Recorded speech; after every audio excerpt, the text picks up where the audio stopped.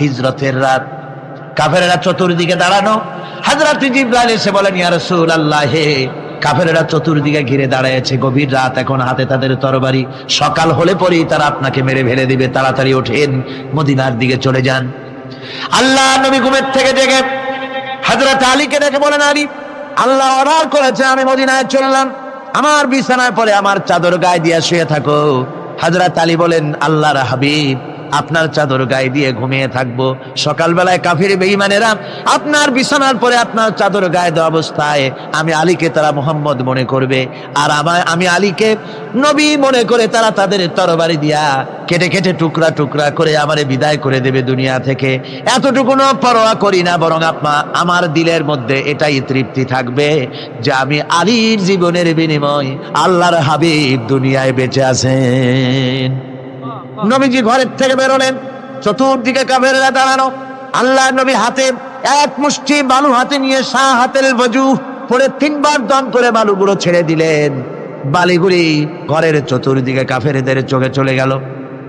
পরবর্তী সময় রব্বুল আলামিন ডেকে বলেন, নবীরে, বালি যখন নিক্ষেপ আপনি করেছিলেন, ধুলাগুলি আপনি তো শুধু নিক্ষেপ করেছিলেন, কিন্তু চতুর্দিকে কাফেরদের চোখে গেল কেমনে? একদিকে মেরেছিলেন, সেই দিকেই তো যাওয়ার কথা ছিল, চতুর্দিকের কাফেরের চোখে চোখে সেগুলো পৌঁছে গেল কেমনে? ওয়া মা রামাইতা ইদ রামাইতা ফালাকিন্নাল্লাহ রামা। আপনি নিক্ষেপ করেন নাই, যখন আপনি নিক্ষেপ করেছিলেন আপনি তো শুধু বালু কণা ছেড়েছেন, আর ওই বালু কণাগুলি ঘরের চতুর্দিকে সব কাফেরদের চোখে পৌঁছবার দায়িত্ব আমার কুদরত গ্রহণ করেছিল। আমার ভাইরা, নবীজি বিপদে, এতগুলি শত্রু তরবারি নিয়ে তিনি বিপদে ধৈর্য হারা হন নাই, আস্তে করে ঘরের থেকে বেরিয়ে হযরত আবু বকরের বাড়িতে গিয়ে হাজির। দরজায় গিয়ে আওয়াজ দিলেন, আবু বকর। অমনি দরজা খুলে গেল, লাব্বাইক ওয়া সাদাইক। হুজুর বলেন, আবু বকর রে, একটা ডাকে কেমনে সাড়া দিলে? তুমি কি ঘুমাইছিলে না? হযরত আবু বকর বলেন, হুজুর, আপনি বলেছেন আমাকে নিয়ে হিজরত করবেন, আমি মনে মনে চিন্তা করেছি, না জানি কত রাত্রে নবীজি আসেন, উঠতে যদি আমার দেরি হয়ে যায়, নবীজি যদি দরজার কাছে দাঁড়ায় দাঁড়ায় আমারে ডাকাডাকি করে, আর আমি যদি ঘুমায় থাকি, তাহলে আল্লাহ নবীর সঙ্গে বেয়াদবি হয়ে যাবে। এই মনে করে বিছানায় না ঘুমাইয়া আপনার গলার আওয়াজ শোনার জন্য এই দরজার সঙ্গে পিঠ লাগাইয়া লাগাইয়া দাঁড়াইয়া ঘুমাচ্ছিলাম। আল্লাহ নবী হযরত আবু বকরকে সঙ্গে করে নিয়ে চললেন মদিনার দিকে, উল্টা পথে রওনা করলেন। বারবার কাবা শরীফের দিকে তাকাতে লাগলেন। বুখারী শরীফে এসেছে, নবীজি বারবার কাবার দিকে তাকিয়ে বলতেছেন, রে কাবা, বড় আশা ছিল তোর কাছে থাকবো, তোর খেদমত করব, কিন্তু তোর নিষ্ঠুর সন্তানেরা তোর কাছে আমারে থাকতে দিল না রে। আল্লাহ নবী মিসফালা দিয়ে জাবালে খেদোয়ার উপর দিয়ে চলে গেলেন জাবালে সুরে। গুহার কাছে যখন গিয়েছেন, হযরত রক্ত হয়ে গেল। হযরত আবু বকর রাদিয়াল্লাহু তাআলা আনহু বলছেন, হুজুর, আর উপায় নাই, দিন হয়ে গেল, এখন বুঝি ধরা পড়ে যাব, ওই গুহার মধ্যে গিয়ে আশ্রয় নেই। তবে আপনি দাঁড়ান, গুহার ভিতরেই পাহাড়িয়া গুহা, বিচ্ছু থাকতে পারে, সাপ থাকতে পারে, আমি আগে ঢুকি, যদি কোনো হিংস্র প্রাণী থাকে আমার উপর দিয়ে আঘাত হয়ে যাক, আল্লাহর নবী হেফাজতে থাকুন। হযরত আবু বকর রাদিয়াল্লাহু তাআলা আনহু গুহার ভিতরে নামলেন। নেমে গুহা সাফ করে হুজুরকে ডাকলেন। হুজুর তাশরীফ ফরমালেন গুহার মধ্যে। হুজুর বলেন, আবু বকর, হেঁটে হেঁটে কষ্ট হয়ে গেছে, তুমি বসো, তোমার উরুর উপরে মাথা রেখে আমি একটু ঘুমায়ে যাই। আল্লাহর হাবিব ঘুমায় গেলেন। হযরত আবু বকর লক্ষ্য করে দেখেন চতুর্দিকে অনেকগুলি গর্ত দেখা যায়। এই গর্ত থেকে সাপ আসতে পারে, বিচ্ছু আসতে পারে মনে করে নিজের গায়ের চাদর ছিঁড়ে ছিঁড়ে গর্তগুলি বন্ধ করা শুরু করে দিলেন। কয়েকটা গর্ত বন্ধ করার মতো চাদর আর নাই, পাও দিয়ে চেপে ধরলেন। এক পাহাড়িয়া বিষধর সাপ বেরোবার জন্য চেষ্টা করে বেরোবার পথ খুঁজে না পেয়ে হযরত আবু বকরের পায়ের উপরে দংশন করেছে। বিষের যন্ত্রণায় হযরত আবু বকরের চোখ থেকে পানি দরদর করে পড়ছে। রাসূলুল্লাহর ঘুম ভেঙে গেল। আল্লাহর নবী তাকিয়ে বলেন, আবু বকর, চোখে পানি কেন? বাড়ির কথা বুঝি মনে পড়ে গেছে। হযরত আবু বকর বলেন, ইয়া রাসূলুল্লাহ, আল্লাহর নামে কসম করে বলি, যেই দিন আমি ঈমান এনেছি ওই দিন থেকে আমার মা বাপ, আমার কোলে আমার সন্তান, আমার স্ত্রী, আমার জায়গা জমি ঘর বাড়ি, এমনকি আমার নিজের আত্মার চাইতে হুজুর আপনারে ভালোবাসি বেশি। তাহলে কাঁদো কেন? হযরত আবু বকর বলেন, হুজুর বাড়ির জন্য কাঁদি না, ছেলে পেলের জন্য কাঁদি না, সাপে দংশন করেছে যন্ত্রণায় কাঁদতেছি। আল্লাহ নবী সঙ্গে সঙ্গে মুখ থেকে থুতু বার করে যন্ত্রণার জায়গায় লাগাই দিলেন, সঙ্গে সঙ্গে যন্ত্রণা বন্ধ হয়ে গেল। হুজুর বললেন, আবু বকর, প্রথম যখন তোমার এই আঘাত করেছিল সাপে, আমাকে কেন তাড়াতাড়ি বলো নাই? এতক্ষণ তো তোমার কষ্ট হতো না। হযরত আবু বকর বলেন, ইয়া রাসূলুল্লাহ, ওটা তো সাপে কাটার যন্ত্রণা, ওই যন্ত্রণায় আমার রক্ত জ্বলতেছে, যন্ত্রণায় যন্ত্রণায় আমার কলেজাটা যদি ফেটেও যেত। আল্লাহর হাবিব আরাম ফরমাচ্ছিলেন, আমি তাকে আরামে বিঘ্ন ঘটাতে পারতাম না। আমার ভাইয়েরা, হযরতে আবু বকর, হযরতে রাসূল দুজন বসে আছেন। এমনি সময় কাফের বেঈমানেরা খুঁজতে খুঁজতে জায়গা মতো এসে গেছে। একজনে বলে ভিতরে আছে, আর একজনে বলে নাই। পায়ের যদি থাকবে তাহলে মাকড়সায় জাল বুনালো কি করে, পাখি ডিম পেড়ে বসে আছে কি করে, তাদের সন্দেহ হতে লাগলো।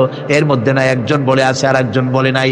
হযরত আবু বকর ভয়ের চোটে কেঁদে ফেলেছেন, হুজুর আর উপায় নাই। এই যে অবস্থা, এই অবস্থার ভিতরে, এই অবস্থার ভেতরে আল্লাহ নবী এতটুকু ঘাবড়ে যান নাই। শত্রুরা তরবারি নিয়ে এসেছে, সুযোগ পেলেই একটু তাকেই দেখতে পাবে, তুলে মেরে ফেলে দেবে। আল্লাহর হাবিব মোটেই ধৈর্য হারালেন না, এতটুকুন হতাশ হলেন না।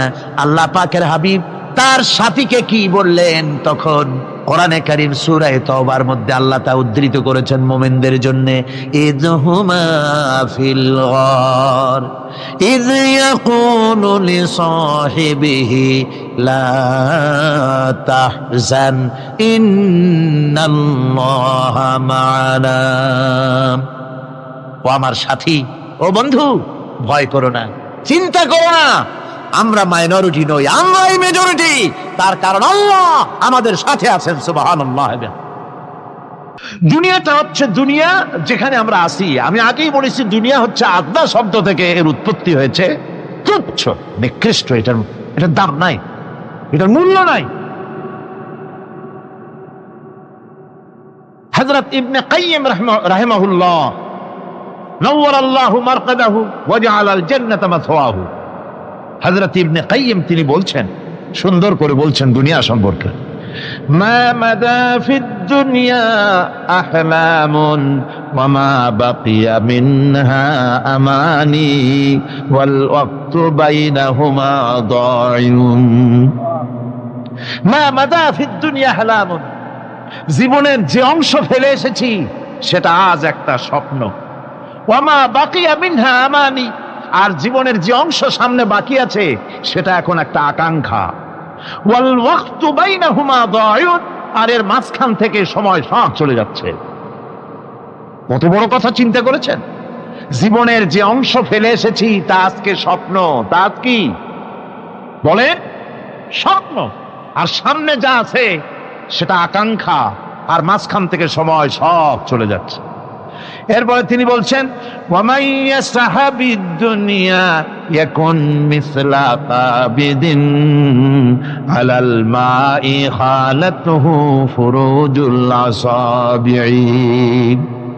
দুনিয়াদারের অবস্থা হচ্ছে এই, কেউ যদি দুই হাতে পানি খামসায় ধরে, দুই হাতে কি ধরছে বলেন? দুই হাতে পানি খামসায় ধরেছে, খুব মজবুত করে ধরেছে, 2 মুঠ পানি। বলেন থাকতো কতটুকু?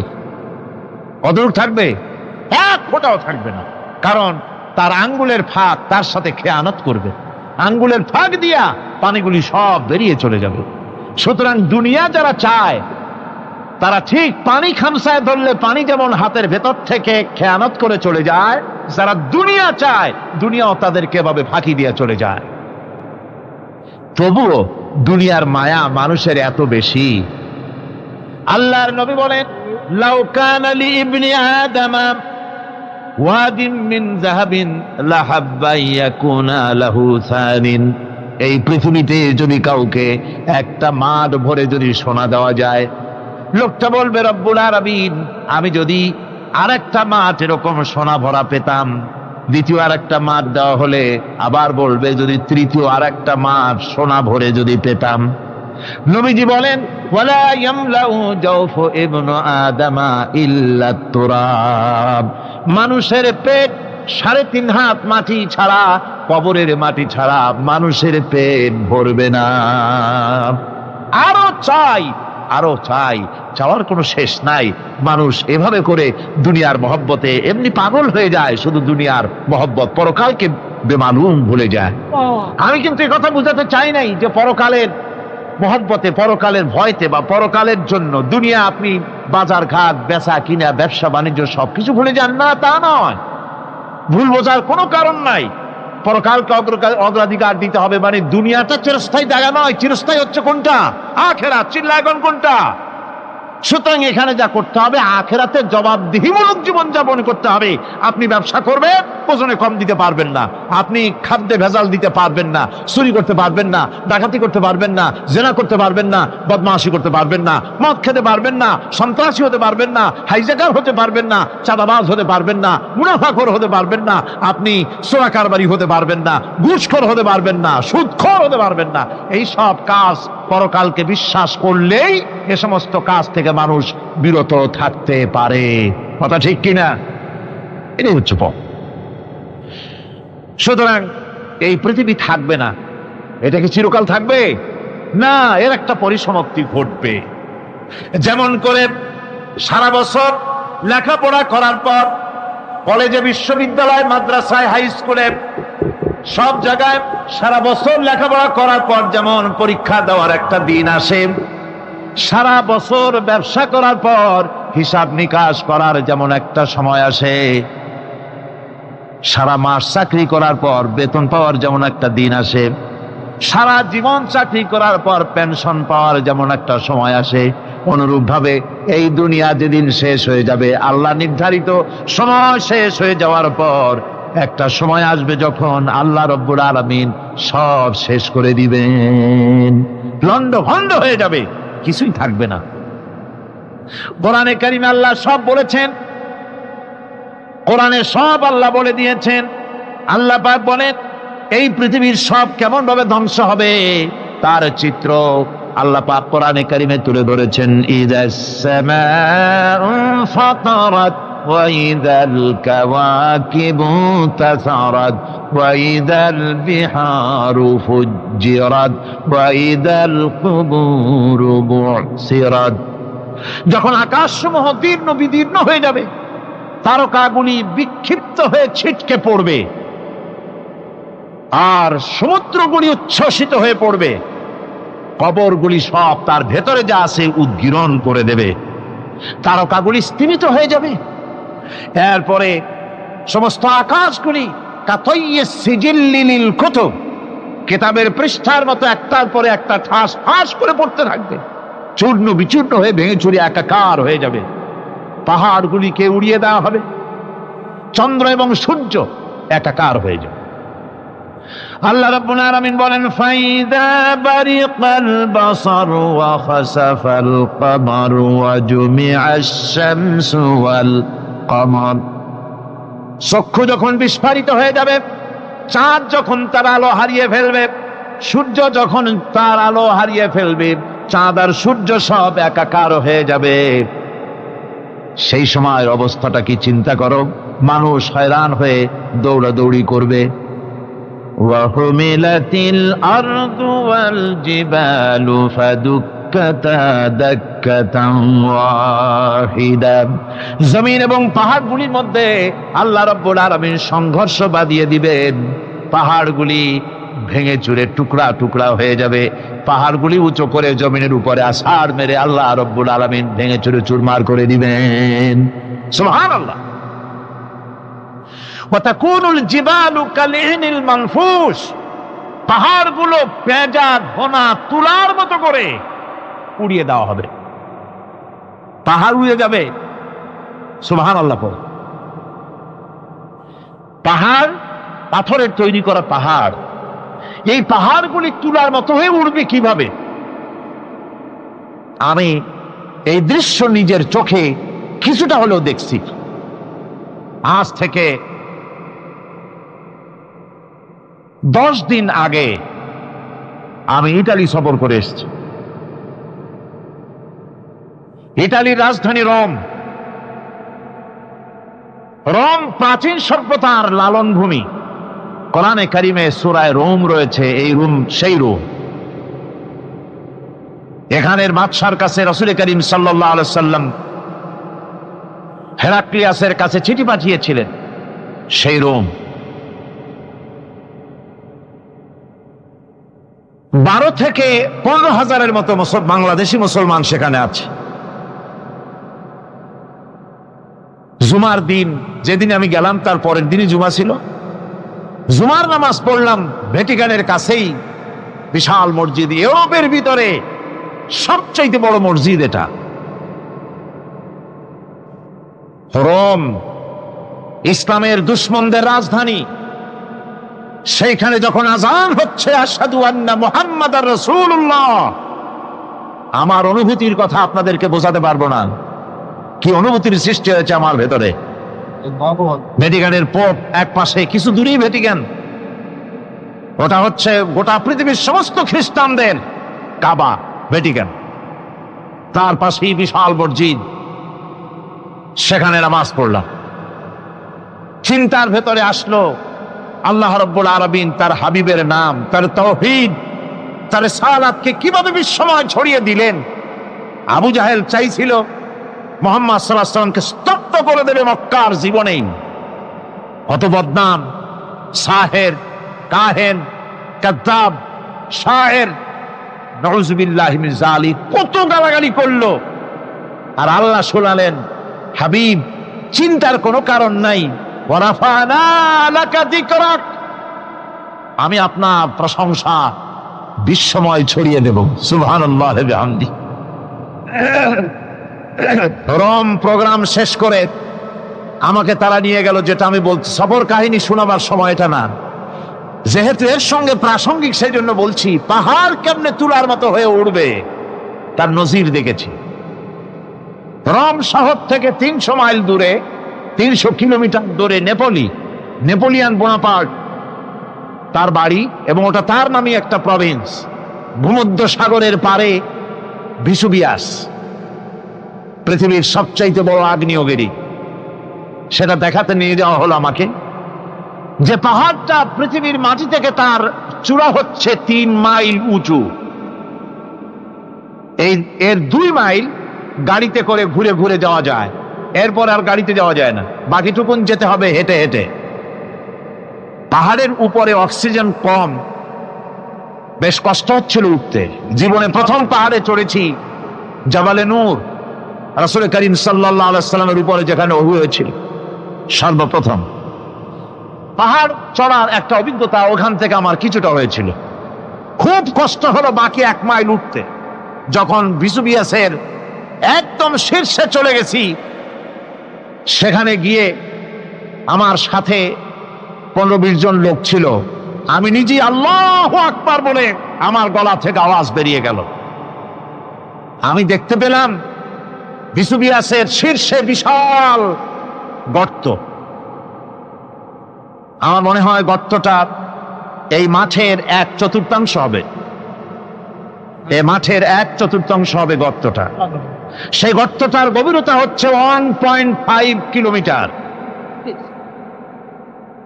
এইখান থেকে পাথরগুলি উত্থিত হয়েছে, আগ্নেয়গিরি পাথর আগুনে গলে লাভা হয়ে এগুলি পাহাড় বেয়ে উঠছে পড়েছে, চতুর্দিকে 12 মাইল ছড়িয়ে গিয়েছে। আমার মনে পড়ল ওয়াকুদুহান নাস ওয়াল হিজারা, জাহান্নামের আগুনের ইন্ধন হবে মানুষ আর পাথর। আমি সেখানে সেজদায় পড়ে গিয়া কান্নাম আর বললাম, আল্লাহ জাহান্নামের আগুন হারাম করে দিও আমাদের জন্য। পাথর কিভাবে গলল, গলে পাথরগুলি গলে পুড়ে চতুর্দিকে পড়েছে আর ছিটকেছে, চতুর্দিকে ছিটকে পড়েছে। সেই পাথরগুলি ছিটকে ছিটকে যেগুলি পুড়ে পড়েছে সেগুলিকে দূরে সাদা রঙের বলে মনে হয়, কোনোটা সাদা কোনোটা কালো, মনে হয় যেন তুলার মতো হয়ে পড়ে আছে চতুর্দিকে। 1944 সনে তৃতীয়বারের মতো ভিসুভিয়াস যে অগ্নিগিরি যে অগ্নি উৎপাত করে তাতে আশেপাশের 12 মাইল এলাকা এফেক্টেড হয়ে যায়। পাথরগুলি গলে এভাবে বিধ্বস্ত করে দিয়েছে। এখান থেকে এখানে জোহরের নামাজ, আসরের নামাজ আমরা পড়লাম, আল্লাহর কাছে খুব দোয়া করলাম। এখনো ধোঁয়া উঠতেছে, এখনো পাহাড়ের ফাটল দিয়ে ধোঁয়া উঠছে। একজন হাত দিয়ে আমাকে বলল যে খুব গরম লাগে ধোঁয়াগুলি। ওখানকার লোকেরা বলল যে ভেতরে এখনো আগুন আছে, তবে সুপ্ত, যে কোনো মুহূর্তে আবার তা জাগ্রত হতে পারে। আমরা সেখান থেকে নেমে এলাম। একটু কিছু দূর গিয়েই সেখানে হলো পম্পেই শহর। এই পম্পেই শহরটা হচ্ছে ঈসা আলাইহিস সালামের জন্মের 2000 বছর আগে এই শহর তৈরি হয়। ঈসা আলাইহিস সালামের জন্মের 179 বছর পর ভূমিকম্প হয়। সেই ভূমিকম্পে গোটা পম্পেই শহরটা পৃথিবীর মানুষের চোখের আড়াল হয়ে যায়, ধ্বংস হয়ে যায়, মাটির তলায় ভরাট হয়ে যায়। আজ থেকে 200 বছর আগে মাটি খনন করতে গিয়ে এই শহর আবিষ্কৃত হয়। পুরা শহরটা খুঁড়ে তারা বের করেছে। 180 হেক্টর জমিনের উপরে এই বিশাল শহর। ঘুরে ঘুরে দেখলাম, গাড়ি চলে না সেখানে, পায়ে হেঁটে দেখতে হলো। প্রশস্ত রাস্তা। আজ থেকে 4000 বছর আগের মানুষেরা রাস্তা বানাতে জানতো পাথর দিয়ে, এবং রাস্তার দুধারে তাদের ছিল ফুটপাত, পানির ব্যবস্থা, নগরায়নের সব রকমের সুযোগ সুবিধা। তারপরে সেখানে বিচারালয়, এরপরে দোকানপাট, বাজার ঘাট, সবকিছুর ব্যবস্থা রয়েছে। বিশাল বিশাল পাথরগুলি দিয়ে পিলার তৈরি করা। ভাবলাম এই পিলারগুলি, এই পাথরগুলি তারা কিভাবে ক্রেন ছাড়া এত উপরে উঠালো কি করে, আমার মাথায় আসলো না। পাথর কেটে কেটে সুন্দর সুন্দর অঙ্কন শিল্প তারা করেছে। এরপরে ঘুরতে ঘুরতে বাদশার রাজার বাড়িতে গিয়ে ঢুকলাম। সেখানে গিয়ে দেখলাম উলঙ্গ এত মূর্তি পাথরের তৈরি করা। পাথর কেটে কেটে দেওয়ালে যৌন মিলনের এমন কোন অশ্লীল ছবি নাই যা তারা সেখানে তৈরি করে নাই। উলঙ্গ মূর্তি আর উলঙ্গ যৌন মিলনের অসংখ্য ছবি দিয়ে এই এলাকা ভরা। তখন আমি বুঝলাম আল্লাহর গজব হওয়ার কারণটা কি, এই শহরটা মাটির নিচে হরপ হয়ে যাওয়ার কারণটা কি। আল্লাহ পাক জেনা ব্যভিচার যে দেশে বেশি হয় আল্লাহ পাক বরদাস্ত করেন না। দুশ্চরিত্র যে দেশের মানুষ দুশ্চরিত্র হয়ে যায়, জেনা ব্যভিচার বেশি হতে থাকে, আল্লাহ হরক করে দেন, গজব দেন। এই গজব এক এক সময় এক এক রকমের হয়ে আসে। কখনো মাটির নিচে দাবায় দেন, কখনো মহামারী, কোনো দেশে কলেরা, কোনো দেশে জলোচ্ছ্বাস, কোথাও ভূমিকম্প, আর সর্বশেষ এই জেনা ব্যভিচারের জন্য আল্লাহ পাকের চূড়ান্ত এই যৌনতার অশ্লীলতার জন্য চূড়ান্ত গজব বর্তমান বিশ্বের জন্য এইডস। আল্লাহ পাক এই গজব দিয়েছেন। বন্ধুগণ, আমি সেই জায়গা, আমি সেখানে যা দেখলাম যে আল্লাহ পাক পাহাড়গুলিকে কিভাবে উড়াবেন, এটা অস্বীকার করার কোনো উপায় নাই। বিশ্বাস তো করতামই, তবে হযরত ইব্রাহিম আলাইহিস সালাম যেমন বলেছিলেন, রব্বি আরিনি কাইফা তুহিল মাউতা, আয় আল্লাহ তুমি মরাকে চিন্তা করবা কেমনে। আল্লাহ পাক বলেন, আওয়ালাম তুমিন, তুমি বিশ্বাস করো না? ইব্রাহিম আলাইহিস সালাম বললেন, বালা, অবশ্যই বিশ্বাস করি, ওয়ালাকিন লিয়াতমাইন্না কলবি, যদি চোখে দেখতাম তাহলে আমার অন্তরাত্মা খুব ঠান্ডা হতো। আল্লাহ রাব্বুল আলামিন চোখে দেখায় দিলেন জিন্দা কেমনে মুর্দা হবে, মুর্দা কেমনে জিন্দা হবে, আল্লাহ দেখায় দিলেন। পাহাড় উড়ায় দিবেন আল্লাহ রাব্বুল আলামিন। একথা কলিজার মধ্যে এটার উপর ঈমান বিশ্বাস, কিন্তু আল্লাহ চোখে দেখাইছেন, ঈমান আরো মজবুত হয়েছে, যা ছিল আরো মজবুত হয়েছে। সুবহানাল্লাহ ওয়া বিহামদিহি। আল্লাহর ভয়তে কলিজা কেঁপেছে। আমি পাহাড়ের উপরে কেঁদেছি, যার যার হয়ে কেঁদেছি। বন্ধুগণ, আল্লাহ সুবহানাহু ওয়া তাআলা এই জন্য বলেছেন, কুল সিরু ফিল আরদ, আমার জমিন ঘোরো, ভালো করে দেখো, কাইফা কানা আকিবাতুল মুকাজ্জিবিন, মহাসত্যকে যারা অস্বীকার করেছে তাদের পরিণতি আমি কি করে দিয়েছি, এগুলি চোখে ভালো করে তাকায় দেখো। আমার বন্ধুগণ, সুতরাং এই পৃথিবীর অবসান হবে, এই পৃথিবী ধ্বংস হবে, এই পৃথিবী চূড়ান্ত ভাবে শেষ হয়ে যাবে। ও হ্যাঁ, আরেকটি কথা বলতে হয়, সেটা হচ্ছেই যে এই রোম থেকে আর একটু দূরে 900 মাইল দূরে হচ্ছে সিসিলি। 900 মাইল দূরে, সেখানে এই সিসিলি মুসলমানেরা শাসন করেছিল 350 বছর। সেই সিসিলিতে রয়েছে 360টা মসজিদ মুসলমানদের করা। সমস্ত মসজিদগুলি আজ তালা বন্ধ, একটা মসজিদও খোলা নাই। সেখানকার মুসলমানেরা ওয়াজ শুনতে এসেছিল রোমে। আমি তাদের জন্য পরামর্শ দিয়েছি যে গভর্নমেন্টের কাছে তোমরা দাবি জানাও যে অন্তত একটা মসজিদের দরজা আমাদের জন্য খুলে দাও। রোমের অবস্থানরত প্রবাসী বাংলাদেশি মুসলমানেরা আমাকে বলেছে, তাদের অনেকের বাড়ি চট্টগ্রামেও আছে, আমাকে বলেছে তাদের চোখে পানি আসছে বলার সময় যে চিরময় তাফসীর মাহফিল যখন আসে কলিজাটা কামতে থাকে যাওয়ার জন্য। তো যাওয়া তো সম্ভব না, এত দূর থেকে আমাদের সালাম বলে দিবেন যত লোক আসবে, আর আমাদের জন্য দোয়া করতে বলবেন যেন এই রোমের ভিতরে আমরা ইসলামের আদর্শের ভিত্তিতে আমরা যেন চলতে পারি। আপনারা দোয়া করুন তাদের জন্য। ভাইরা আমার, এই পৃথিবী একদিন পরিসমাপ্তি ঘটবে এবং আল্লাহর দরবারে আমাদেরকে উঠতে হবে এবং সেখানে আমাদের বিচার হবে। সেখানে আমাদের কি হবে? বিচার হবে। আল্লাহ পাক বিচারটাকে নির্ভুল করার জন্য, সঠিক করার জন্য প্রত্যেকের গলায় আমলনামা ঝুলায় রাখছেন। এখানে রেকর্ডের ব্যবস্থা করা হয়েছে। আল্লাহ পাক বলছেন, ওয়া কুল্লা ইনসানিন আলজামনাহু তাইরাহু ফি উনুকিহি ওয়া নুখরিজু লাহু ইয়াওমাল কিয়ামাতি কিতাবান ইয়ালকাহু মানশুরা। আল্লাহ পাক বলেন, প্রত্যেকের ভালো মন্দ কর্মফল, কর্মলিপি আমি তার গলায় ঝুলায় রেখেছি। কিয়ামতের দিন সে নিজের কাছে স্পষ্ট সব দেখতে পারবে, কোনো জিনিস বাদ পড়বে না। তার গলায় তার আমলনামা ঝুলানো আছে, সব রেকর্ড হতেছে।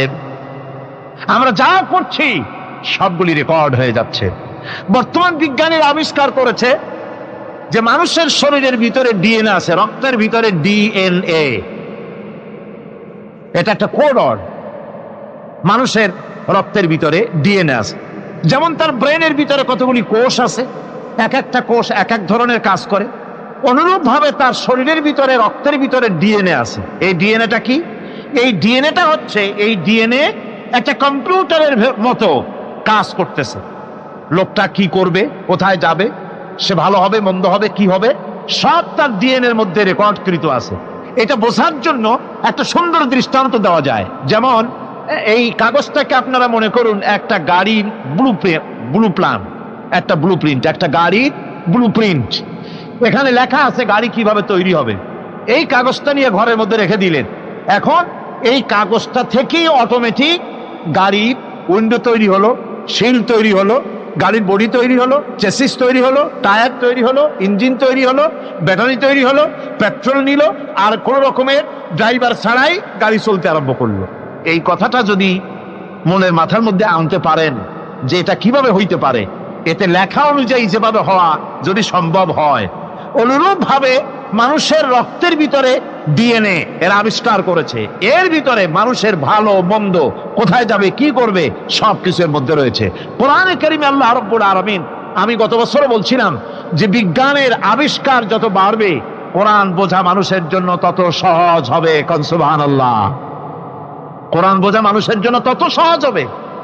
সুতরাং মানুষের গলার সাথে আল্লাহ পাক বলছেন যে একটা আমলনামা আমি ঝুলাই দিয়েছি তার গলার সাথে, সে যা করতেছে ওখানে সব লিপিবদ্ধ হচ্ছে, কম্পিউটারাইজড, কম্পিউটারের মতো এগুলি সব গ্রহণ করতেছে। এগুলি কিয়ামতের দিন তার সামনে হাজির করা হবে। কিয়ামতে যখন আমলনামা তার সামনে দিয়ে বলা হবে, ইকরা কিতাবাকা কাফা বিনাফসিকাল ইয়াওমা আলাইকা হাসিবা, তাকে বলা হবে নিজের কর্মলিপি নিজেই পড়ো, আজ তুমি তোমার নিজের হিসাব নিতে যথেষ্ট। বন্ধুগণ, এই মাহফিলে যত লোক আমরা বসে আছি, আমরা আমাদের হিসাব নিতে যথেষ্ট না আরেকজন লাগবে? কোন আমরা যথেষ্ট কিনা? কথা বোঝেন নাই। আমি বলতে চেয়েছি এটা, আমরা যদি এখন চোখ বুঝে চিন্তা করি যে পিছনের জীবনে কি করেছি, মনে পড়বে নাকি পড়বে না? বলেন সবাই, পড়বে কি পড়বে না?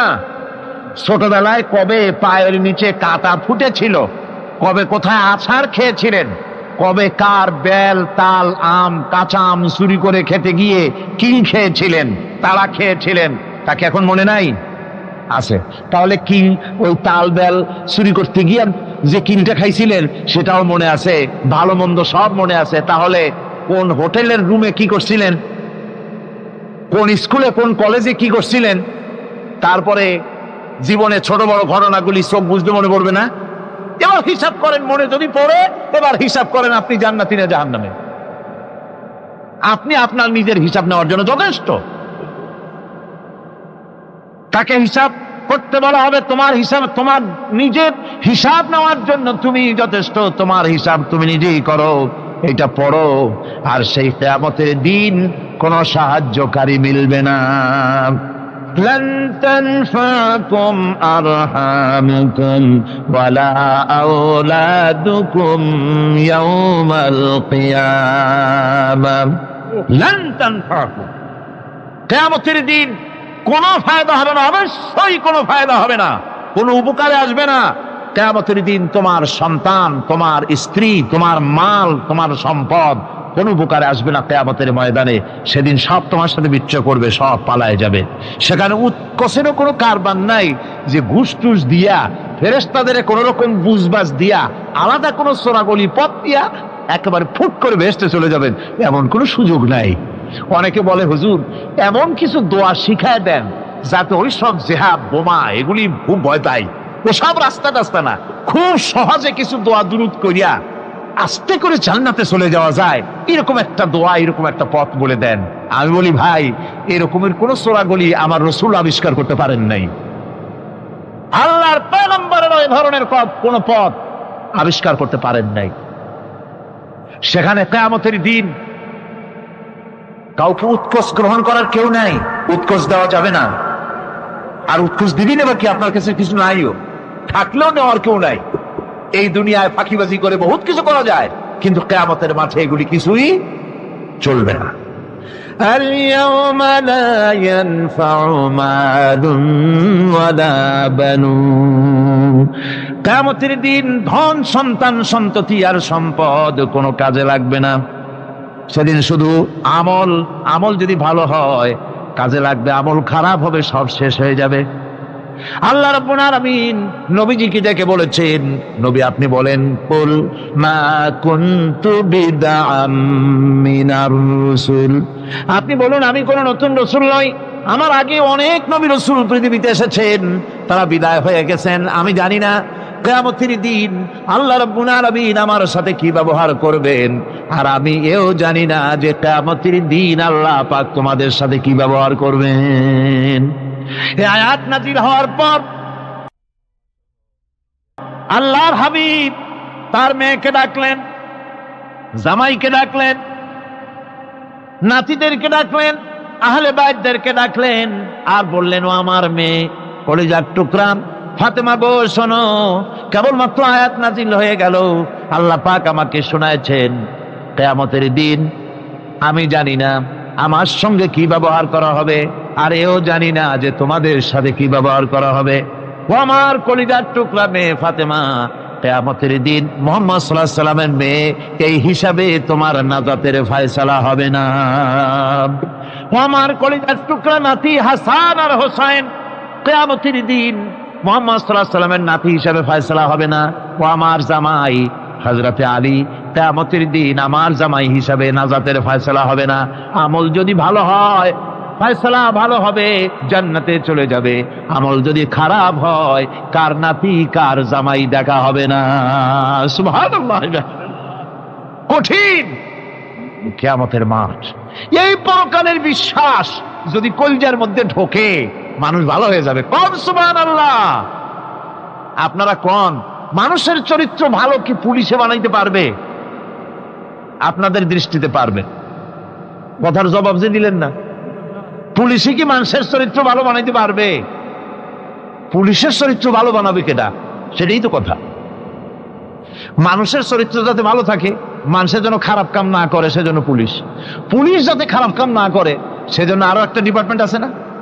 তারা যাতে খারাপ কাজ না করে সেজন্য আর একটা আছে। এন্টি করাপশনের আবার এন্টি করাপশন আছে।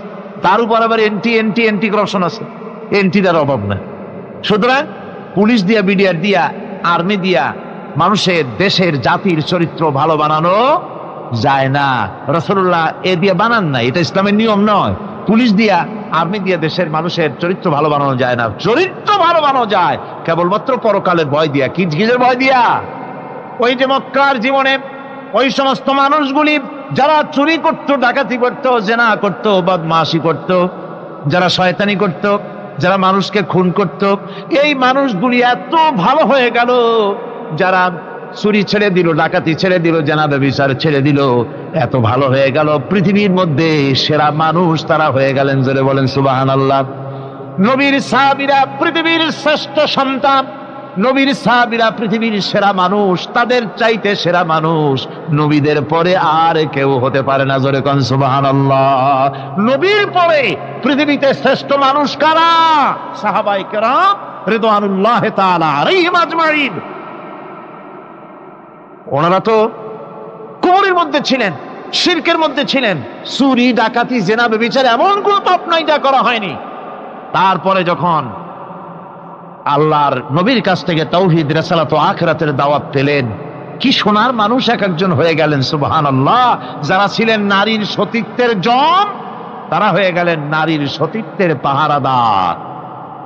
যারা মানুষের মাল চুরি করত, ডাকাতি করত, তারা রাতভর মানুষের মালের পাহারা দিল, মানুষের রক্তের পাহারা দিল। সুবহানাল্লাহ বিহামদি। রক্ত সম্পদের পাহারা দিল। রাসূল বললেন, খায়রুল কুরুনে কারনি, সর্বশ্রেষ্ঠ যুগ তো আমার যুগ। বন্ধুগণ, এরপরে একটা জীবন আসবে ওই কিয়ামতের ময়দানে। এই পরকালের বিশ্বাসটা গুরুত্বপূর্ণ ব্যাপার। আমাদের সব কিছুর হিসাব দেওয়া লাগবে। আল্লাহ পাক বলেন, ইন্নাস সামআ ওয়াল বাসারা ওয়াল ফুআদা কুল্লু উলাইকা আনহু মাসউলা। নিঃসন্দেহে মানুষের শ্রবণ শক্তি, দর্শন শক্তি এবং তার অন্তঃকরণের কল্পনা সম্পর্কে আল্লাহ রাব্বুল আলামিনের কাছে জিজ্ঞাসিত হতে হবে। কান দিয়া কি করেছিল, চোখ দিয়া কি করেছিল, মুখ দিয়া কি করেছিলে, হাত দিয়ে কি করেছিলে, সবকিছুর জবাব আল্লাহ রাব্বুল আলামিনের কাছে দিতে হবে। সবটার জবাব দিতে হবে, কোনো কিছু বাদ যাবে না। এমনকি মনের ভিতরে যে কল্পনা আমরা করি, এই কল্পনার হিসাবও আল্লাহর দরবারে দিতে হবে। কোরআনে কারীম বলছে, ওয়া ইন তুবদু মা ফি আনফুসিকুম আও তুখফুহু ইউহাসিবকুম বিহিল্লাহ। মনের ভিতরে তুমি যেটা কল্পনা করো সেটা প্রকাশ করো, অথবা তুমি গোপন রাখো, যাই তুমি করো না কেন, আল্লাহ রাব্বুল আলামিন এর হিসাবও তোমার কাছে নেবেন। ফায়াগফিরু লিমান ইয়াশাউ ওয়া ইউআযযিবু মান ইয়াশাউ ওয়াল্লাহু আলা কুল্লি শাইইন কাদির। মহান আল্লাহ পাক বলেন, এই বিচার করার পর তোমার মনের ভিতরে কি কল্পনা করেছিলে ওইটার হিসাব আমি নেব। হিসাব নেওয়ার পর যারে খুশি ক্ষমা করে দেব, যাকে খুশি শাস্তি প্রদান করব। সবকিছুর উপরে আল্লাহ রব্বুল আলামিন শক্তিমান, সব তিনি করতে পারেন, সমস্ত কুদরত রয়েছে তার। সুতরাং মানুষদেরকে, আল্লাহর বান্দাদেরকে বিশ্বাস করতে হবে যে আমার কোনো কথা বাদ যাবে না। কথাগুলি রেকর্ড হচ্ছে, কথা রেকর্ড হচ্ছে। আমি যে ওয়াজ করতেছি এই কথাগুলি রেকর্ড হচ্ছে নাকি হচ্ছে না? অনেক টেপ রেকর্ডার রেকর্ড হচ্ছে, অডিও ভিডিও হচ্ছে। আজ থেকে 50 বছর পর যদি এই রেকর্ড বাজানো হয়, আমাকে যদি বলা হয় যে আপনি অমুক জায়গায় অমুক কথা বলেছেন, আমি যদি বলি না আমি কথা বলি নাই, তারপরে যদি রেকর্ড বাজানো হয়,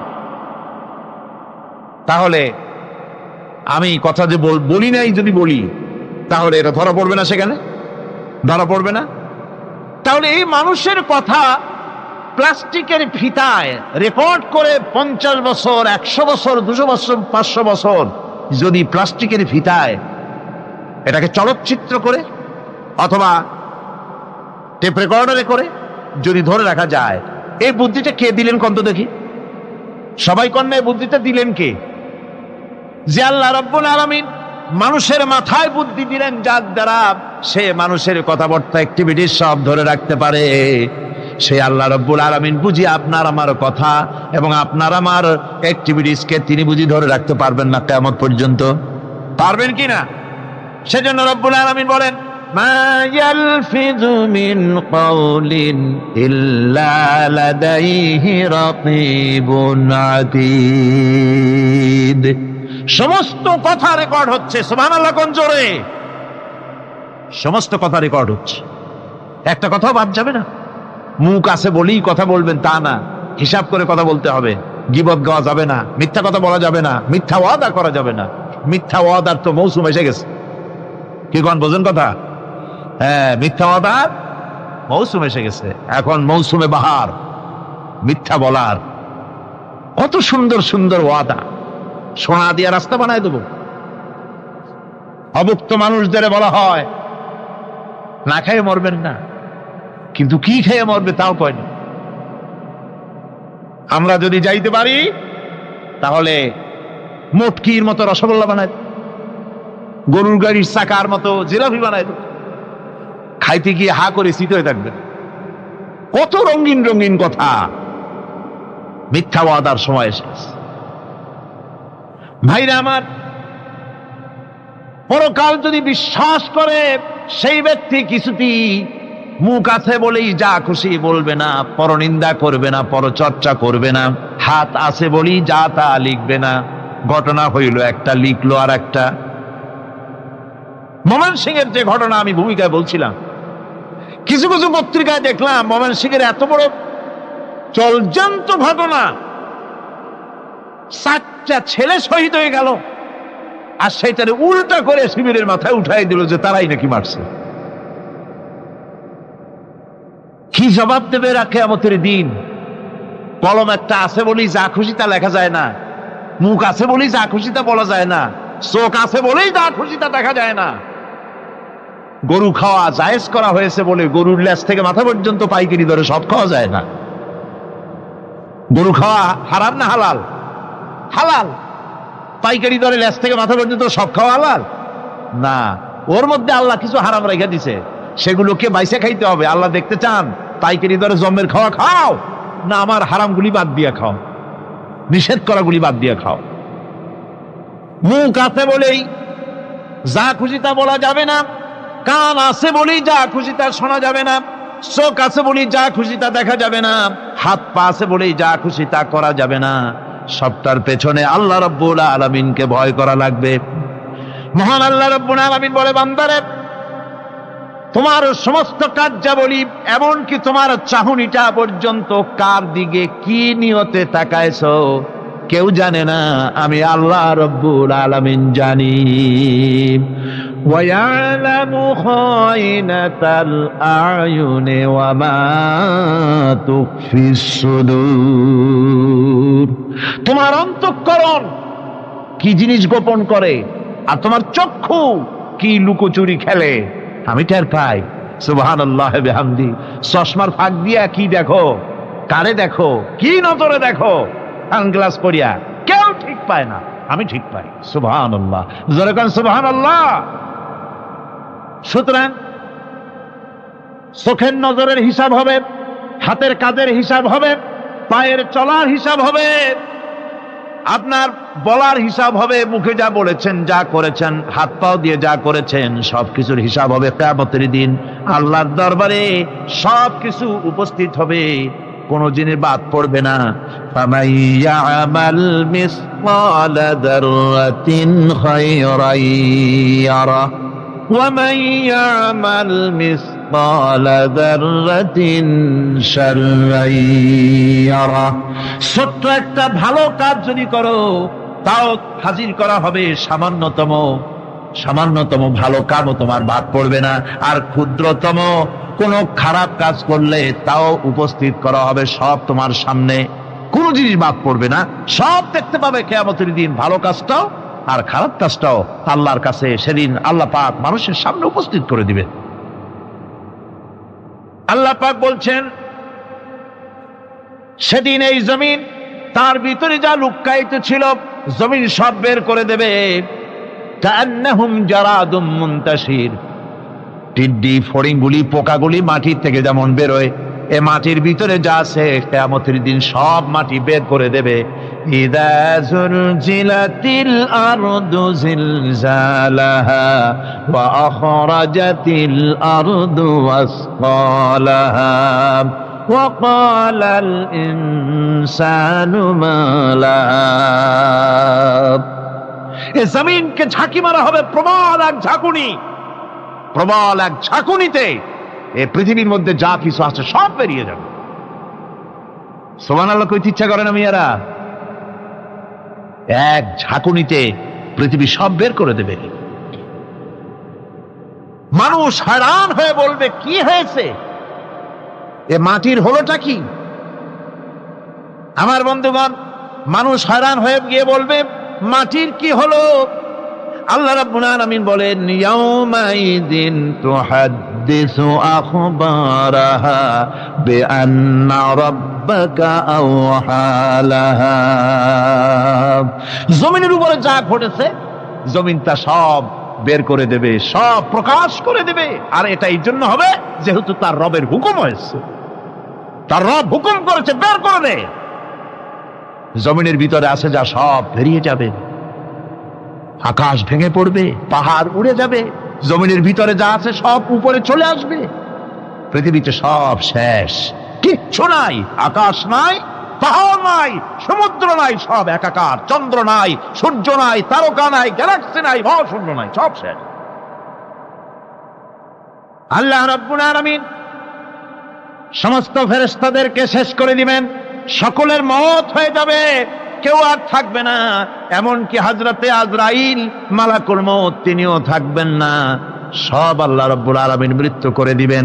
এরপরে আল্লাহ রাব্বুল আলামিন একা তিনি বলবেন ইয়া দুনিয়া, ইয়া দুনিয়া আইনা আনহারুকি, এ পৃথিবী তোর সেই সমুদ্রগুলো কোথায়, নদীগুলি কোথায়?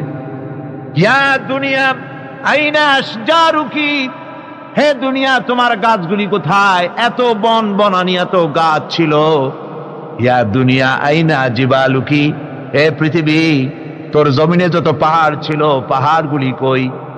যত স্বৈরাচার ছিল জমিনের উপরে, যারা স্বৈরাচারী মনোবৃত্তি নিয়ে মানুষ ধ্বংস করেছে, দেশ ধ্বংস করেছে, মায়ের বুক খালি করেছে, ওই স্বৈরাচারগুলি কই?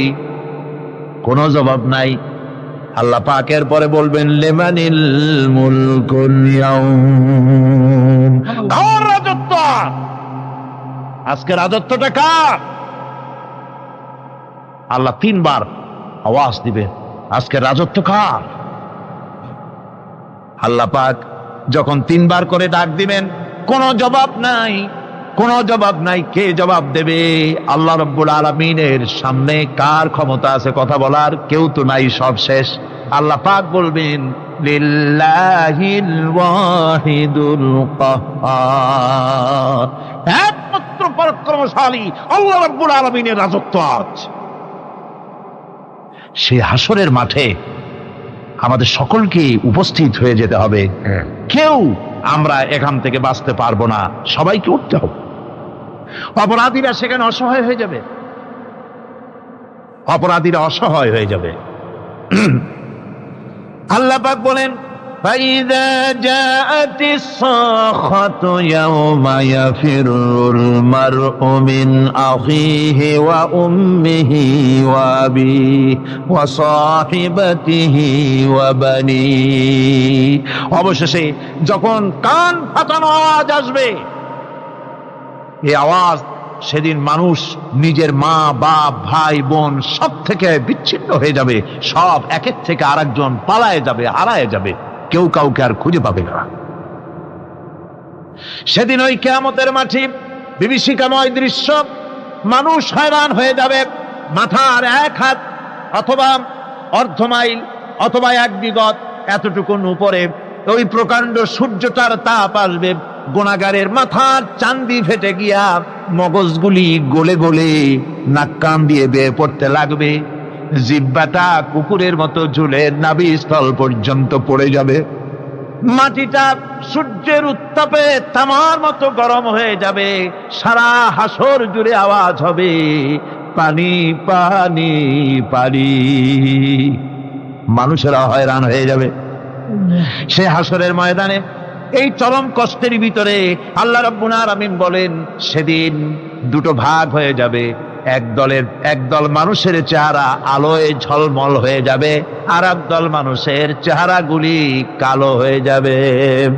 উজুহু ইয়াওমাইদিন মুসফিরাতুন দাহিকাতুন মুস্তাবশিরা ওয়া উজুহু ইয়াওমাইদিন আলাইহা গাবারা।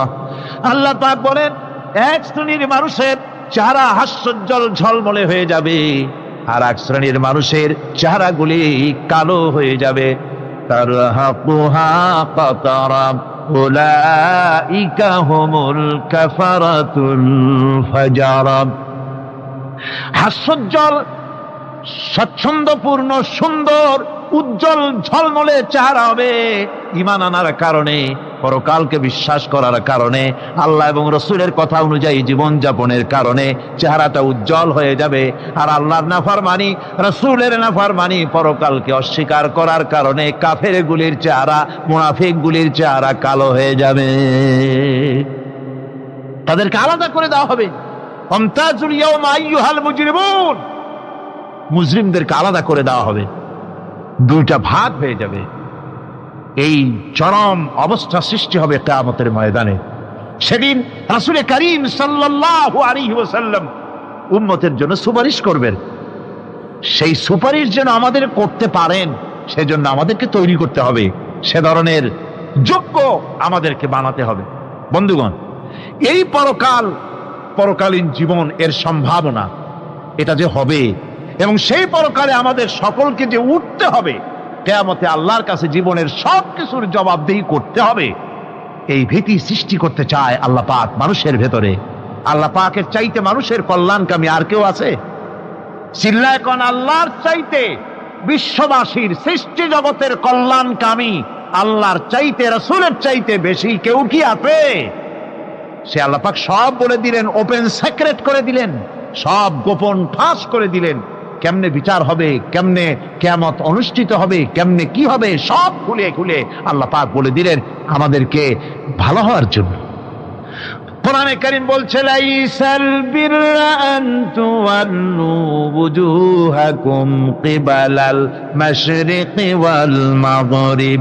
পূর্ব পশ্চিমে মাথা ঘুরানো, সার নত করা, মাথা ঘুরানো, মুখ ঘুরানো, এটাই কিন্তু সৎ কাজ এবং পুণ্যবান হওয়ার, সৎ কাজ করার, নেককার হওয়ার জন্য যথেষ্ট নয়, বরং ওয়ালাকিন্নাল বিররা মান আমানা বিল্লাহি ওয়াল ইয়াউমিল আখির। প্রকৃতপক্ষে সৎকারী মুমিন, ভালো কাজ করা, প্রকৃত মুমিন, সত্যিকারের ভালো মানুষ, সত্যিকারের ইমানদার হওয়ার জন্য 10টি কাজ লাগবে। কয়টি কাজ? 10টি কাজ লাগবে। সেই 10টি কাজের একটি কাজ গত বছর আপনাদের খেদমতে আরজ করা হয়েছে, 2টি বলা হয়েছে, বাকি আজকে বললাম আর একটা, হয়ে গেল 3টা। বাকি আছে কয়টা? 7টা। বাকি আছে আরো 7টা। পরকাল ভিত্তিক জীবনযাপন যদি করতে পারি তাহলে আমরা হব দুনিয়ার শ্রেষ্ঠ মানুষ। কোন আলহামদুলিল্লাহ। আমার দেশ, আমার জাতি, আমার school, college, university, secretariat, cantonment, রান্নাঘর থেকে শুরু করে বঙ্গভবন, দেশের সর্বত্র মানুষের ভেতরে যদি পরকালের জবাবদিহিমূলক জীবনযাত্রার অনুভূতি সৃষ্টি করে দেওয়া যায়, কিয়ামত আছে আর জবাব দিতে হবে আল্লাহর দরবারে। এই পরকালকে এভাবে বিশ্বাস করতে পারলে, ওইভাবে জীবন করতে পারলে দেশ সুখী হবে, সমৃদ্ধশালী হবে, বিপদ দূরীভূত হবে, অন্ধকারের আমানিশা দূর হয়ে গিয়ে পৃথিবীতে আবার সুন্দর সূর্য উদিত হবে ইসলামের নতুন বার্তা নিয়ে। পৃথিবীতে শান্তি আসবে, সুখ আসবে, সমৃদ্ধি আসবে, স্বাধীনতা টিকবে, সার্বভৌমত্ব টিকবে, দেশ এক সুখী সমৃদ্ধশালী সুন্দর দেশে পরিণত হবে। বাংলাদেশ হবে পৃথিবীর একটা আদর্শ দেশে পরিণত হয়ে যাবে যদি এই কথাগুলি আমরা বিশ্বাস করি আর আমল করে চলতে পারি। আল্লাহ পাক যেন সে তৌফিক আমাদের দেন। সকলে বলি আমিন, সকলে কন আমিন। মুনাজাত হবে, দাঁড়ানো ভাইরা বসে, মুনাজাত হবে, দাঁড়ানো ভাইরা সকলে বসে। ওই যে রাস্তায় যারা দাঁড়িয়ে আছেন, পাশে যারা আছেন, সব বসুন, এক মুহূর্তে বসুন। মুনাজাত দোয়া, আমি গত বছর বলেছি, এবারও বলি, মুনাজাতের কথা বললে কিছু লোক আছে এই 2-4 জন 5 জন হাঁটে, এটা কিন্তু একটা আসলেই বেয়াদবি। এটা কি কোনটা দেখি? যেহেতু মুনাজাত করা হচ্ছে কার কাছে, দোয়া করা হচ্ছে কার কাছে, কখনোই সাহস করবেন না যে দোয়া করার কথা বললে আপনি হাঁটবেন। কেন? দুঃখটা কিসে? মুনাজাত করিয়া উজু লাগে, উজু করে আসবেন, নামাজ পড়বেন জামাতে। অবশ্যই আলোচনাগুলি খুবই গুরুত্বপূর্ণ। আগামীকাল, পরের দিন এর একটা যদি মিস করেন, গ্রেট মিস্টেক হবে, এটা বড় রকমের আপনি একটা লস করবেন। কাজে কোনোটা যেন আপনি না হারান। আল্লাহ পাক আমাদেরকে যেন বলার, শোনার, আমল করার তৌফিক দেন। কোন আমিন। আপনি আপনাদের বন্ধুদের দাওয়াত দিয়ে নিয়ে আসবেন, আপনাদের বন্ধুদেরকে দাওয়াত দিয়ে নিয়ে আসবেন, আপনাদের স্ত্রীদের নিয়ে আসবেন, মেয়েদের বোনদের নিয়ে আসবেন, কলেজ বিশ্ববিদ্যালয়ের ছাত্রদের নিয়ে আসবেন। ছাত্রদের দোষ না, এই মারামারি ওরা করে না, ওদের দিয়ে করানো হয়। ওরা অস্ত্র পায় কোথায়? ওরা কি অস্ত্র বানায় নাকি? কলেজের ছাত্র, বিশ্ববিদ্যালয়ের ছাত্রের অস্ত্র হ্যাঁ বানাইতে পারে। বোমা টোমা কিছু একটা বানাইলো, মেজের কারি দিয়ে কোন রকম কিছু একটা বানাইলো, বোমা ফটাস করে একটা আওয়াজ হইলো, এইসব হাবিজাবি বানাইতে পারে। কিন্তু আগ্নেয় অস্ত্র, বড় বড় অস্ত্র, স্টেন গান, ব্রেন গান, এই সমস্ত বড় বড় অস্ত্রপাতি তারা কোথায় পায়? এগুলি তারা বানাইতে পারে না। এগুলি তাদেরকে দেওয়া হয় ক্ষমতায় টিকে থাকার জন্য, আর কেউ তো ক্ষমতায় যাওয়ার জন্য। উভয় পক্ষ থেকেই এইভাবে করে এক শ্রেণীর যারা দেশকে ভালোবাসে না, এরা দেশপ্রেমিক নয়। যারা যুবকের হাতে, ছাত্রের হাতে যারা অস্ত্র তুলে দেয়, তারা দেশপ্রেমিক নয়, তারা দেশের দুশ্মন, স্বাধীনতার দুশ্মন, আল্লাহর দুশ্মন। সুতরাং ছেলেদের নিয়ে আসবেন। ওরা যদি এইসব কথা শোনে, যে কথা আজকে আলোচনা হলো, কলেজ ভার্সিটির ছাত্র, ওরা তো আমাদেরই ছেলে, আপনাদেরই ছেলে, আমাদের ভাই, আমাদের ভাইয়ের ছেলে। ওরাও মুসলমান, ওদের গায়েও মুসলমানের রক্ত আছে। না বুঝে রাজনৈতিক লাঠিয়াল বাহিনী হিসেবে কাজ করে। যখন বুঝবে, ওরা আবার ইসলামের পক্ষের হাতিয়ার হয়ে যাবে। কোন আলহামদুলিল্লাহ। এই জন্য জওয়ানদের সাথে অবশ্যই আপনি আপনার ছেলেকে নিয়ে আসবেন। কলেজগামী, স্কুলগামী, বিশ্ববিদ্যালয়গামী আপনার ছেলেকে, আপনার মেয়েকে অবশ্যই নিয়ে আসবেন। মেয়েদের ব্যাপারে যে সব কথা আজ উঠেছে, মেয়েদের অধিকার নাই, মেয়েদের জন্য আজকে বেজিং সম্মেলন হচ্ছে অধিকার আদায়ের জন্য। বেজিং দিয়ে মেয়েদের অধিকার আদায় হবে না। আমি বলেছি, বেজিং এর যে সম্মেলন হলো নারী অধিকার প্রতিষ্ঠার জন্য, ওইটা ইহুদির জন্য, কাফেরের জন্য, খ্রিস্টানদের জন্য, মুশরিকদের জন্য দরকার। মুসলমান মহিলাদের অধিকার প্রতিষ্ঠিত হয়ে গেছে 1500 বছর আগে, আল্লাহ করে দিয়েছেন। সুবহানাল্লাহ। সুতরাং সেই নারীদের ব্যাপারে আমি কথা বলবো ইনশাআল্লাহ, ধাপে ধাপে এক এক করে করে। যে 10টি কাজ না হলে আমরা মোমেন বলে যতই দাবি করি, আল্লাহর কাছে একজন সৎকার ব্যক্তি হিসাবে, একজন মোমেন ব্যক্তি হিসাবে আল্লাহর কাছে চিহ্নিত হব না। সেই 10টি কাজের 3টি কথা বলা হলো, আর 7টি গুরুত্বপূর্ণ পয়েন্ট প্রত্যেকদিন একটা দুটো করে আলোচনা হবে। এই গুরুত্বপূর্ণ আলোচনায় বন্ধু বান্ধব সকলকে নিয়ে আসবেন। আসলে পরে আপনার দাওয়াতে একটা দুটো লোক যদি বেশি আছে আর শোনে, আর তার যদি জীবনের পরিবর্তন আসে, অবশ্যই কিয়ামতের দিন এ সওয়াব আপনার নামে আমল নামায় অ্যাড হতে থাকবে কিয়ামত পর্যন্ত। আল্লাহ পাক সকলকে তৌফিক দান করুন। মুনাজাতের পর আজান হবে, বা জামাত এশার নামাজ পড়ে যাবেন। অবশ্যই জামাত পরিত্যাগ করবেন না, জামাতে নামাজ পড়ে যাবেন। এটা একটি জীবনের জন্য বড় রকমের অ্যাচিভমেন্ট হবে। নামাজ পড়ি, তারপরে বিদায় হবে। আল্লাহুম্মা আমিন। ربنا ظلمنا أنفسنا وإن لم تغفر لنا وترحمنا لنكونن من الخاسرين ربنا لا تزغ قلوبنا بعد إذ هديتنا وهب لنا من لدنك رحمة إنك أنت الوهاب আয় আল্লাহ তাআলা, হাজার হাজার মুসলমান নরনারী দীর্ঘক্ষণ ধরে তোমার কোরআনে কারিমের আলোচনা শুনেছি, দরুদ ও সালাম পড়েছি, জিকির আজকার করেছি। মেহেরবানি করে সওয়াবটুকুন জনাবে মুহাম্মদুর রাসূলুল্লাহ সাল্লাল্লাহু আলাইহি ওয়াসাল্লামের রূহ মুবারকে পৌঁছায় দাও। আল্লাহ তাআলা তাম পৃথিবীর মাটির নিচে যত মুমিন মুমিনাত শুয়ে আছেন তাদের আরওয়ার পরে সওয়াব পৌঁছায় দাও। রব্বুল আলামিন আমাদের মধ্য থেকে মা বাপ যাদের দুনিয়া থেকে বিদায় হয়ে গেছে কবরগুলিকে জান্নাতের টুকরা বানায়া দাও। রব্বির হামহুমা কামা রব্বায়ানি সগীরা। সকলে পড়েন রব্বির হামহুমা কামা রব্বায়ানি সগীরা। আয় আল্লাহ তাআলা আমাদের পীর মুর্শিদ, আমাদের উস্তাদ, আমাদের ভাই বোন, আত্মীয় স্বজন যার যা মারা গেছে সকলকে ক্ষমা করে দাও। গোটা পৃথিবীতে আজকে যত মুসলমান বেঁচে আছেন সমস্ত মুসলমানদের গুনাহ খাতা মাফ করে দাও। সমস্ত মুসলমানদেরকে এক বানায় দাও, নেক বানায় দাও। মুসলমানদের জিন্দেগির গুনাহ খাতা মাফ করে দাও। হায় আল্লাহ তাআলা আমরা সারা জীবন গুনাহ করেছি, গুনাহ করে জীবনটারে নষ্ট করে ফেলেছি। মাবুদ গো, দয়া করে জীবনের সব গুনাহগুলি আজ তুমি ক্ষমা করে দাও। আয় আল্লাহ তাআলা কোরআনে কারীমের মাহফিলকে আমরা থাকবো না, আমরা তো চলে যাব, বিদায় হব। আয় আল্লাহ এই মাহফিল যেন শেষ না হয়, কিয়ামত পর্যন্ত প্রতি বছর মাহফিল হতে পারে কোরআনের, এই যাত্রা যেন ভঙ্গ না হয়ে যায়। আয় আল্লাহ তাআলা এই পবিত্র অনুষ্ঠান যেন শেষ না হয়ে যায়, প্রতি বছর হতে পারে। তুমি মেহেরবানি করে এই সিলসিলা জারি রেখে দিও। কোরআনে কারীমের আজমত, কোরআনের বরকত দিয়ে আল্লাহ তুমি আমাদেরকে মালামাল করে দাও। তোমার শেষ হেদায়েতের, সর্বশেষ হেদায়েতের কিতাবকে আমরা যেন আমাদের জীবনের হেদায়েতের উৎস হিসেবে গ্রহণ করতে পারি, আমল করতে পারি, তৌফিক আমাদের দিয়া দাও রব্বুল আলামিন। এ মাহফিলের বাকি যে দিনগুলি আছে তুমি গায়বী মদদ দিয়ে, তুমি আপন কুদরতে এ মাহফিলকে তুমি পরিচালিত করে দিও।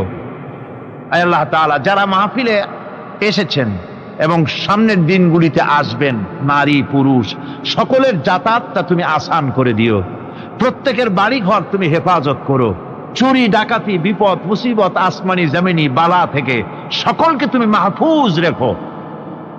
এ কোরআনের বরকত দিয়ে গোটা দেশের মধ্যে কোরআনের হাওয়া প্রবাহিত করে দাও। আল্লাহ তাআলা তুমি দয়া করে তোমার দ্বীনের কথা যারা বলেন, তাদের সঙ্গে যারা শত্রুতা করছে, আল্লাহ তুমি দয়া করে তাদেরকে হেদায়েত নসিব করে দাও। আল্লাহ দয়া করে হেদায়েত নসিব করে দাও। শত্রুদেরকে তুমি মিত্র বানায় দাও রব্বুল আলামিন।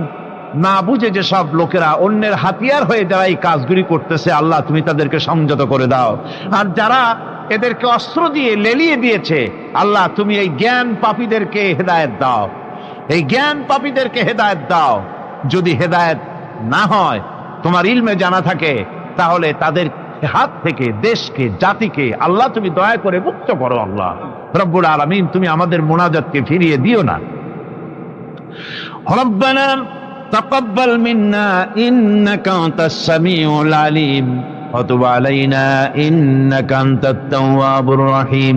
সুবহানা রাব্বিকা রাব্বিল ইজ্জাতি আম্মা ইয়াসিফুন ওয়া সালামুন আলাল মুরসালিন আলহামদুলিল্লাহি রাব্বিল আলামিন। ওয়াজআল آخر كلمتنا عند الموت لا إله إلا الله محمد رسول الله.